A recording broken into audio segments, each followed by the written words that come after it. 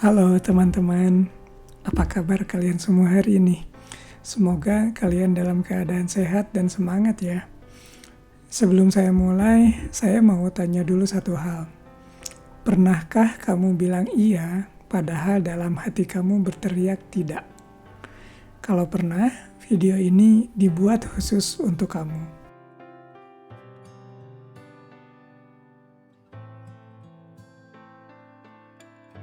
Perkenalkan, saya Hendiana. Orang-orang biasa memanggil saya Kang Hendi. Saya adalah praktisi HR yang fokus pada people development. Di channel ini, saya akan membagikan video yang membantu kamu belajar soft skill yang dapat membuatmu menjadi versi terbaik dari dirimu. Dan kali ini, saya akan membahas tentang 5 hal yang terjadi ketika kamu tidak bisa berkata tidak. Ada satu kebiasaan yang kelihatannya baik, bahkan terlihat seperti kelebihan. Tapi diam-diam, kebiasaan itu perlahan-lahan merusak hidupmu dari dalam. Kebiasaan itu adalah tidak enakan. Tidak enak menolak, tidak enak bicara jujur, tidak enak beda pendapat, tidak enak mengecewakan orang. Akhirnya, kamu selalu bilang iya. Padahal dalam hati kamu berkata tidak. Dan semakin lama kamu melakukan itu, semakin berat beban yang kamu pikul. Bukan beban pekerjaan, bukan beban hidup, tapi beban dari hal-hal yang sebenarnya tidak pernah benar-benar ingin kamu lakukan. Warren Buffett pernah berkata bahwa perbedaan antara orang sukses dan orang yang sangat sukses adalah orang yang sangat sukses hampir selalu berkata tidak pada semua hal. Kalimat itu terdengar sederhana, tapi maknanya sangat besar. Orang gagal kebanyakan bilang iya, orang yang berhasil berani bilang tidak. Hidup kita seringkali rusak bukan karena kita kurang pintar atau karena kurang berbakat, tapi karena kita kurang tegas. Tidak tegas pada teman, tidak tegas pada rekan kerja, tidak tegas pada atasan, bahkan yang paling berbahaya adalah tidak tegas pada diri sendiri. Jadi, apa saja yang terjadi ketika kamu tidak bisa berkata tidak? Inilah 5 hal yang perlu kamu perhatikan. Yang pertama, kamu membiarkan orang lain mengatur hidupmu. Setiap kali kamu berkata iya, padahal hatimu berkata tidak, kamu sedang menyerahkan sedikit kendali atas hidupmu ke tangan orang lain. Ini bukan kejadian sekali, ini terjadi berulang-ulang setiap harinya. Lama-kelamaan, tanpa kamu sadari, hidupmu bukan lagi milikmu. Kamu kerja di tempat yang tidak kamu sukai, karena dulu tidak berani menolak tawaran itu. Kamu mempertahankan hubungan yang tidak sehat, karena tidak tegasnya sikapmu dari awal memberi ruang bagi pola itu. Kamu punya teman yang terus-terusan memanfaatkanmu karena kamu tidak pernah memasang batasan sejak awal. Steve Jobs pernah menyebut hal ini sebagai masalah terbesar anak-anak muda, yaitu hidup yang dikendalikan oleh orang lain. Dikendalikan oleh omongan orang, oleh permintaan orang, oleh ekspektasi orang lain. Akhirnya, mereka hidup dalam dunia orang lain, bukan dalam dirinya sendiri. Hidup untuk menyenangkan orang tua, menyenangkan pasangan, menyenangkan teman, menyenangkan tetangga. Cuma satu yang tidak pernah bisa dia senangkan, dirinya sendiri. Dan di usia 40, 50, atau 60 tahun nanti, orang itu akan duduk dan bertanya pada dirinya sendiri, kenapa ya hidupku seperti ini? Kenapa saya tidak bahagia? Jawabannya sederhana, karena dari muda sampai tua, kamu tidak benar-benar hidup. Kamu hanya berusaha untuk tidak membuat orang lain kecewa. Yang kedua, kamu mengajari orang untuk tidak menghargaimu. Oprah Winfrey pernah berkata bahwa kamu mengajari orang bagaimana cara mereka memperlakukanmu. Kalau kamu membiarkan orang meremehkanmu tanpa bersuara, kamu sedang mengajari mereka bahwa kamu bisa diremehkan. Kalau kamu membiarkan orang memanfaatkan waktumu tanpa batas, kamu sedang mengajari mereka bahwa waktumu tidak berharga. Kalau kamu selalu mengalah meski tidak suka, kamu sedang mengajari mereka bahwa perasaanmu tidak perlu dipertimbangkan. Masalahnya bukan sepenuhnya salah mereka. Kadang ini adalah salah kita sendiri, karena kita tidak pernah membuat batasan yang jelas sejak awal. Sekali kamu tidak tegas, orang menganggap itu sebagai izin. Izin untuk menyuruhmu, izin untuk memanfaatkanmu, izin untuk tidak menghargaimu. Ingat ini baik-baik. Orang yang baik itu dihargai, tapi orang yang tidak tegas itu akan dimanfaatkan. Itu dua hal yang sangat berbeda.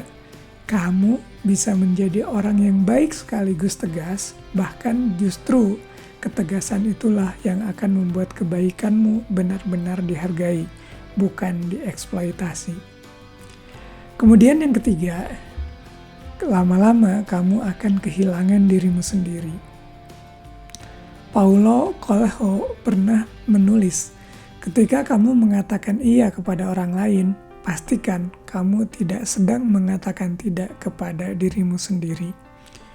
Banyak orang hidupnya berantakan bukan karena mereka jahat, tapi justru karena mereka terlalu baik. Saking baiknya sampai tidak punya batasan. Saking baiknya sampai tidak punya pendirian. Saking baiknya sampai tidak punya ruang untuk dirinya sendiri. Setiap kamu memilih untuk menyenangkan orang lain di atas kebutuhanmu sendiri, kamu sedang mengorbankan sedikit bagian dari dirimu. Awalnya terasa tidak seberapa, tapi kalau kamu lakukan itu terus-menerus selama berbulan-bulan, bertahun-tahun, suatu hari kamu akan terbangun dan tidak mengenali lagi siapa dirimu sebenarnya. Apa yang kamu mau, apa yang kamu suka, apa yang sebenarnya kamu impikan, semua itu terkubur di bawah tumpukan keinginan dan harapan orang lain. Dan disitulah rasa kosong itu berasal. Bukan karena hidupmu kurang, tapi karena selama ini yang kamu isi bukan hidupmu sendiri, melainkan hidup orang-orang di sekitarmu. Lalu yang keempat, hidupmu jadi penuh drama yang sebenarnya tidak perlu. Orang yang tidak tegas, hidupnya biasanya penuh dengan drama. Bukan karena dia suka drama, tapi karena ketika tidak ada batasan yang jelas, semua orang merasa boleh masuk dan ikut mengatur hidupnya. Kamu capek, tapi tidak berani bilang capek. Kamu tidak setuju, tapi diam saja karena tidak enak. Kamu merasa tidak adil diperlakukan seperti itu, tapi kamu telan sendiri perasaan itu. Lama-lama perasaan itu menumpuk, dan ketika sudah terlalu penuh, semuanya meledak dengan cara yang tidak terkontrol. Kamu marah di waktu yang salah, kepada orang yang salah, dengan cara yang salah. Sedangkan orang yang tegas hidupnya jauh lebih tenang. Bukan karena hidupnya bebas masalah, tapi karena dia punya filter yang jelas. Tidak semua orang bisa masuk sembarangan ke dalam hidupnya. Tidak semua permintaan harus dipenuhi, tidak semua drama harus dia ikuti. Ingat, tegas bukan berarti galak. Tegas bukan berarti kasar atau tidak peduli perasaan orang lain. Tegas adalah memberikan kejelasan, memberikan batasan, memberitahu dengan jelas mana yang boleh dan mana yang tidak. Dan justru dengan kejelasan itu, hubunganmu dengan orang-orang di sekitarmu bisa menjadi lebih sehat dan lebih jujur. Terakhir, yang kelima, kamu akan mengecewakan dirimu sendiri. Kita seringkali begitu takut mengecewakan orang lain. Sampai kita tidak menyadari bahwa kita mengecewakan satu orang yang paling penting, yaitu diri kita sendiri. Setiap hari kamu bilang iya, padahal tidak mau. Kamu sedang mengkhianati dirimu sendiri sedikit demi sedikit. Setiap kali kamu diam saat diperlakukan tidak adil, kamu sedang mengajari dirimu sendiri bahwa kamu tidak layak untuk diperlakukan lebih baik. Setiap kali kamu takut bikin orang kecewa, kamu sedang memilih untuk kecewa pada dirimu sendiri. Hidupmu itu tidak hancur dalam satu malam. Hidupmu hancur karena keputusan-keputusan kecil yang kamu buat setiap harinya. Dan sebaliknya, hidupmu juga bisa diperbaiki dari keputusan-keputusan kecil yang mulai kamu buat dari sekarang. Mulai dari belajar satu kata yang mungkin terdengar sederhana, tapi bisa mengubah segalanya.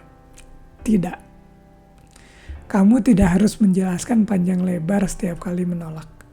Tidak semua orang berhak mendapatkan penjelasan dari setiap keputusanmu.